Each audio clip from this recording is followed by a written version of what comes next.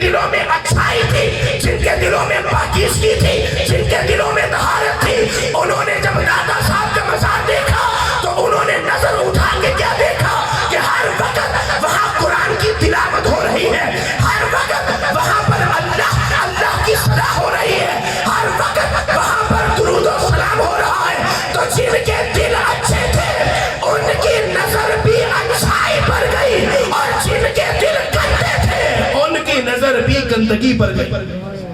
سبحان اللہ، سبحان تو اللہ۔ اللہ کا شکر ہے کہ اللہ نے ہمیں ایسا دل دیا ہے، ایسی پاکیزگی دی ہے ہمارے دلوں کو کہ ہم جب دادا حضور کی طرف دیکھتے ہیں ہمیں نور علی نور ہی نظر آتا ہے، ہمیں فرشتوں کی قطاریں نظر آتی ہیں جو دادا حضور سلامی دینے کے لیے حاضر ہوتے ہیں، ہمیں ہر وقت وہاں پر اللہ اکبر کی صدا نظر آتی ہے۔ تو ہم اپنے مقدر پر کیوں نہ قربان جائیں، اور پھر ہم کیوں نہ کہیں ایک نور کا عالم ہے دادا تیری نگری میں، مل کے پڑھ لو ذرا، ایک نور کا عالم ہے دادا تیری نگری میں، جلووں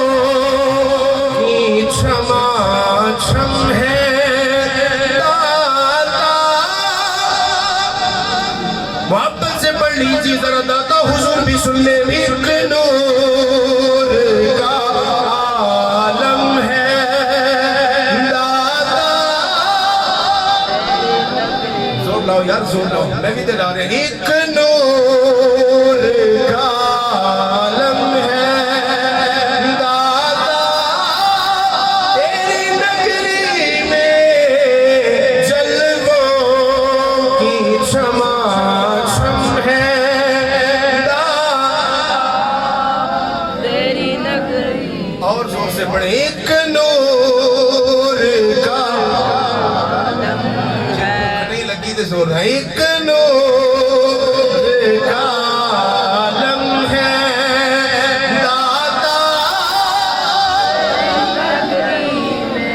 جلووں کی چھما چھم ہے دادا تیری نگری میں، ایک نور کا۔ پھر اگلا اعتراض کیا ہے؟ کہتے جی یہ جب بھی عرس آتا ہے آپ چادریں کیوں چڑھاتے ہیں؟ کیا ان کو سردی لگتی ہے؟ اس کا جواب کون دے گا؟ بھئی چادر کیوں چڑھائی جاتی ہے؟ ذرا آپ لوگ بھی بتائیں نا، سارے سنی العقیدہ بیٹھے ہیں، ہم یہ جو مزارات پر اتنی چادریں چڑھاتے ہیں یہ کیوں چڑھائی جاتی ہیں؟ اچھا، وہ ان کا یہ کہنا ہے کہ چادریں اس لیے نعوذ باللہ چڑھائی جاتی ہے کہ ان کو سردی لگتی ہے۔ یہ مذاق ہے اللہ کے ولیوں کا جو وہ لوگ اڑاتے ہیں، اسی لیے تو اللہ نے خبردار کر دیا تھا کہ میرے ولی کا مذاق نہ اڑانا ورنہ ایمان ختم ہو جائے گا، اور جب ایمان ہی نہ رہا تو پھر جنت کیسے ملے گی، پھر کامیابی کیسے ملے گی؟ تو لوگ کہتے ہیں جی چادریں کیوں چڑھاتے ہیں؟ انہیں سردی لگتی ہے۔ اچھا میں کہ یہ بتاؤ کعبے پہ غلاف کیوں چڑھاتے ہو؟ جی عمر صاحب، کعبے پر، اچھا کعبۃ اللہ پر جو غلاف چڑھانے کی تاریخ ہے نا وہ بڑی پرانی ہے، قدیم ہے۔ میں کہ یہ بتاؤ کعبے پر غلاف کیوں چڑھاتے ہو؟ کہتے جی اس لیے چڑھاتے ہیں کہ وہ اللہ کا گھر ہے۔ کیا؟ وہ اللہ کا گھر ہے، اس لیے ہم کعبۃ اللہ پر غلاف چڑھاتے ہیں۔ اور کعبۃ اللہ پر غلاف چڑھانے کی وجہ بھی صرف یہ ہے کہ اس لیے کعبے پر ہر سال تقریب ہوتی کہ نہیں ہوتی؟ غلاف کعبہ کی تبدیلی کی تقریب رونمائی وہ کس لیے ہوتی ہے؟ وہ کہتے ہیں جی اس لیے ہم غلاف چڑھاتے ہیں کہ یہ اللہ کا گھر ہے۔ پھر میں نے کہا قرآن پر غلاف کیوں چڑھاتے ہو؟ کہتے ہیں جی اس لیے چڑھاتے ہیں کہ یہ اللہ کی یہ اللہ کی کتاب ہے۔ اب قرآن اگر کتابوں کے اندر رکھ دیا جائے، بہت ساری کتابیں ہوں، ان کے اندر چھپا کر اگر آپ قرآن رکھ دیں تو دیکھنے والا قرآن کو فوری نہیں پہچان جائے گا۔ وہ کس طرح پہچانے گا؟ جس پر غلاف چڑھا ہوگا فوری سمجھ آ جائے گی یہ قرآن ہے، اللہ کی کتاب ہے۔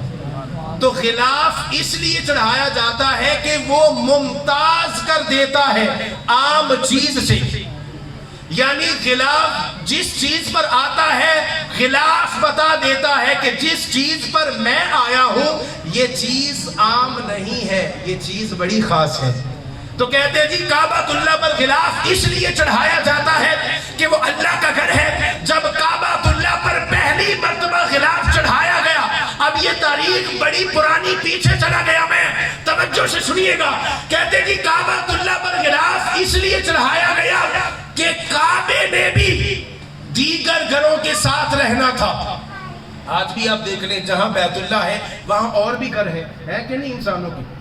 کہتے جی کعبے نے بھی دیگر گھروں کے ساتھ رہنا تھا، ہم نے غلاف چڑھا دیا تاکہ سب لوگوں کو پتہ چل جائے یہ بندے کا گھر نہیں، یہ اللہ کا گھر ہے۔ غلاف اس لیے چڑھا دیا کہ لوگوں کو پتہ چل جائے یہ بندوں کا گھر نہیں، یہ اللہ کا گھر ہے۔ تو میں نے کہا قرآن پر غلاف کیوں چڑھایا؟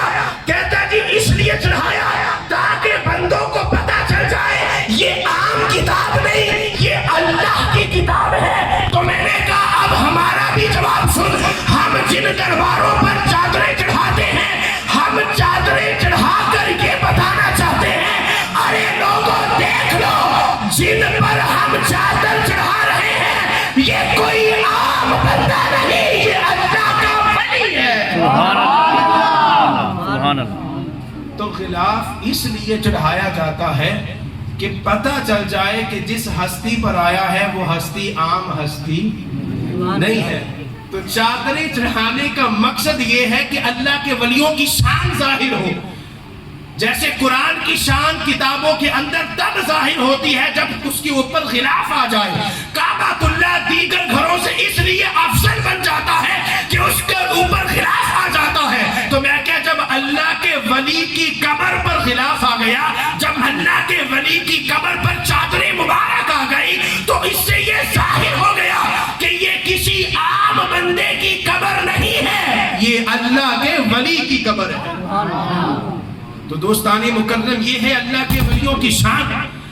آج داتا حضور کا عرس شروع ہونے جا رہا ہے 5، 6، 7 تاریخ کو، اور داتا حضور اتنی بڑی ہستی ہیں، اتنی بڑی ہستی ہیں کہ اگر آج لاہور کو جو اتنا فیض مل رہا ہے، جو اتنی برکتیں اور رحمتیں لاہور پر رب نے کی ہیں، یہ صرف داتا صاحب کے صدقے کی ہیں۔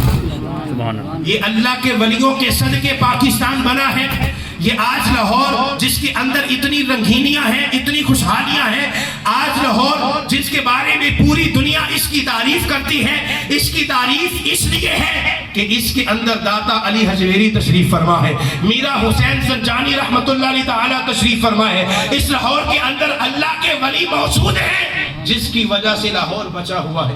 اگر اللہ کے ولی نہ ہو تو خدا کی عزت کی قسم یہ دھرتی نہ رہے، یہ پاکستان نہ رہے، یہ لاہور سلامت نہ رہے۔